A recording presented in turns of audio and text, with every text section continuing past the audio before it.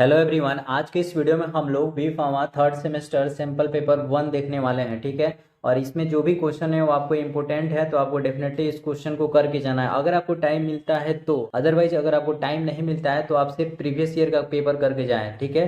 तो first priority आपको रहेगा प्रीवियस ईयर पेपर। ठीक है।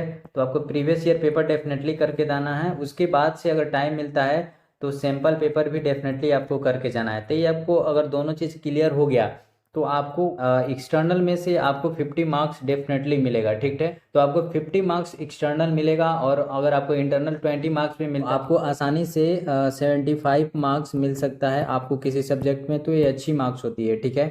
अगर आपको इंटरनल मार्क्स थोड़ा और अच्छे मिलते हैं तो ये मार्क्स बढ़ जाएगा, और एक्सटर्नल में भी अगर थोड़ा बहुत भी ऊपर नीचे होता है तो थोड़ा और भी ऊपर बढ़ जाएगा। ठीक है। तो इस हिसाब से आप अंदाज़ा लगा लीजिए कि आपका मार्क्स अच्छे आएंगे। ठीक है। चलिए बढ़ते हैं तो सेक्शन ए में, और सेक्शन ए में हम लोग देखते हैं कि क्या क्या क्वेश्चन पूछा गया है।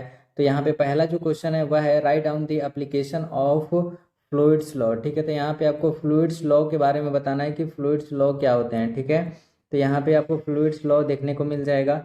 नेक्स्ट क्वेश्चन है write down the name of different type of manometer. तो आपको मैनोमीटर का टाइप यहाँ पे लिखना है, जो कि आपको यहाँ पे देखने को मिल जाएगा। ठीक है। नेक्स्ट क्वेश्चन यहाँ पे है व्हाट इज मॉलिक्यूलर डिस्टिलेशन। तो आपको मॉलिक्यूलर डिस्टिलेशन के बारे में यहाँ पे आपको बताना है। ठीक है। नेक्स्ट क्वेश्चन है यहाँ पे write down the objective of heat transfer. ठीक है। तो आपको यहाँ पे ऑब्जेक्टिव ऑफ हीट ट्रांसफर देखने को मिल जाएगा कि ऑब्जेक्टिव क्या होता है हीट ट्रांसफर का। नेक्स्ट क्वेश्चन है यहाँ पे draw the neat diagram of drying curve. ठीक है। तो आपको यहाँ पे ड्राइंग कर्व का डायग्राम बनाना है। ठीक है। तो यहाँ पे आपको ड्राइंग कर्व का यहाँ पे डायग्राम देखने को मिल जाएगा। क्वेश्चन है differentiate between solid mixing and semi solid mixing. तो यहाँ पे आपको सेमी सॉलिड और सॉलिड मिक्सिंग के बारे में बताना है। ठीक है। यहाँ पे तो यहाँ पे आपको सेमी सॉलिड देखने को मिल जाएगा, और यहाँ पे सॉलिड मिक्सचर देखने को मिल जाएगा। ठीक है। नेक्स्ट क्वेश्चन है यहाँ पे write down the principle of filter leave. ये क्वेश्चन काफी इंपॉर्टेंट है क्योंकि कभी कभी 7 नंबर में भी पूछ लेता है। ठीक है।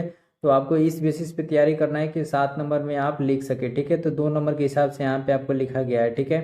नेक्स्ट क्वेश्चन है यहाँ पे draw the neat diagram of perforated basket centrifuge. ठीक है। तो यहाँ पे आपको परफोरेटेड बास्केट सेंट्रीफ्यूगे का डायग्राम मिल जाएगा, और इसके बारे में भी आप कर ले क्योंकि कभी कभी क्वेश्चन इसका डिफिनेशन से भी पूछ लिया जाता है। ठीक है। प्रिंसिपल एप्लीकेशन भी पूछ लिया जाता है वर्किंग के साथ। यहाँ पे नेक्स्ट क्वेश्चन है write down the properties of chromium and निकल। ठीक है। तो यहाँ पे आपको प्रॉपर्टीज बताना है क्रोमियम और निकल का। ठीक है। जो कि यहाँ पे आपको देखने को मिल जाएगा। नेक्स्ट क्वेश्चन है write down the advantage and disadvantage of steel. तो यहाँ पे आपको डिसएडवांटेज मिल जाएगा। ठीक है। और यहाँ पे आपको एडवांटेज देखने को मिल जाएगा। ठीक है।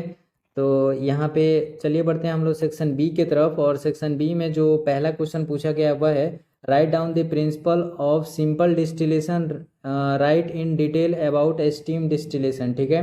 तो यहाँ पे आपको प्रिंसिपल देखने को मिल जाएगा सिंपल डिस्टिलेशन के बारे में, और यहाँ पे आपको स्टीम डिस्टिलेशन के बारे में भी पूछा गया है, जो कि यहाँ पे आपको देखने को मिल जाएगा।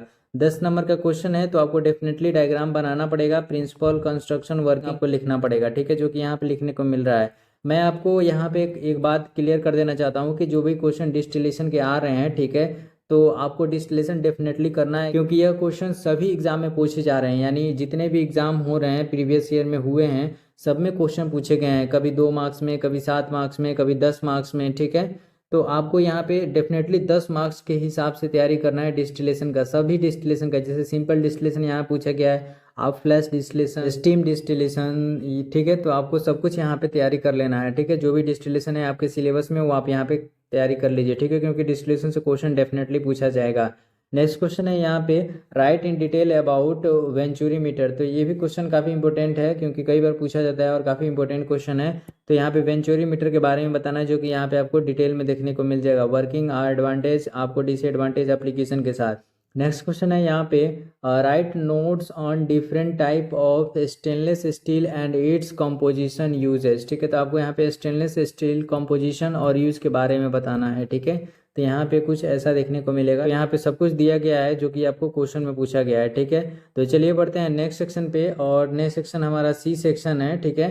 और इसमें हम लोग देखते हैं पहला क्वेश्चन है यहाँ पे डिस्क्राइब द टर्म सीप। तो आपको यहाँ पे सीप के बारे में बताना है। ठीक है। जो कि आप छननी कहते हैं जिसे, जिसके आप लोग आटा घर पे देखे होंगे कि छाना जाता है, ठीक है। तो वहीं सीप के बारे में बताना है, जो कि फार्मेसी इंडस्ट्री में क्या उसका काम है उसके बारे में आपको बताना है, ठीक है। तो यहाँ पे आपको देखने को मिल जाएगा। नेक्स्ट क्वेश्चन है यहाँ पे, write down the application and mechanism of heat transfer. तो यहाँ पे आपको मैकेनिज्म ऑफ और एप्लीकेशन बताना है हीट ट्रांसफर का, ठीक है। तो यहाँ पे कुछ आपको देखने को मिल जाएगा कंस्ट्रक्शन, ठीक है। और यहाँ पे application heat and cooling batch देखने को मिल जाएगा, ठीक है। तो आपको भी ऐसे लिखना है। नेक्स्ट क्वेश्चन है यहाँ पे, describe the application of radiation.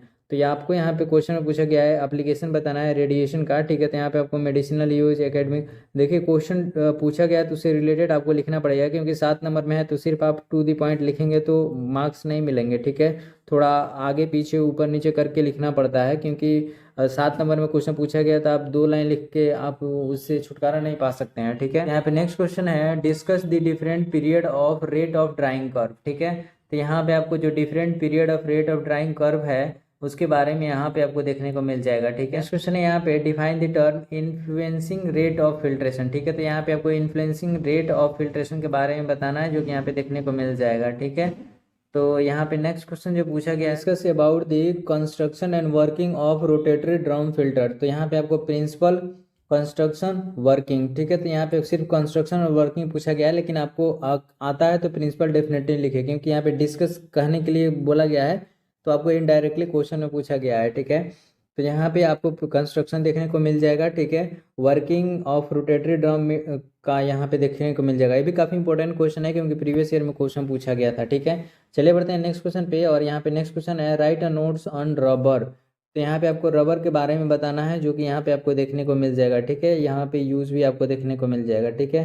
तो यहाँ पे सिंथेसिस भी दिया गया है। तो इस तरह से हमारा जो सेक्शन सी है वो भी कंप्लीट होता है। यह एक सैम्पल पेपर था जिसमें आपको कुछ इंपॉर्टेंट क्वेश्चन लेकर बताया गया था। यहाँ पे ऐसा नहीं कि क्वेश्चन आ जाएंगे, लेकिन हाँ चांसेस है कि ज़्यादा के आ सकते हैं, ठीक है। फ्यूचर एग्जाम में अगर आप इस क्वेश्चन को तैयारी करते हैं तो आपका कंसेप्ट भी क्लियर होगा, और अगर एग्जाम हॉल में क्वेश्चन पूछे जाते हैं तो आप डेफिनेटली इस क्वेश्चन को आसानी से कर सकते हैं, ठीक है।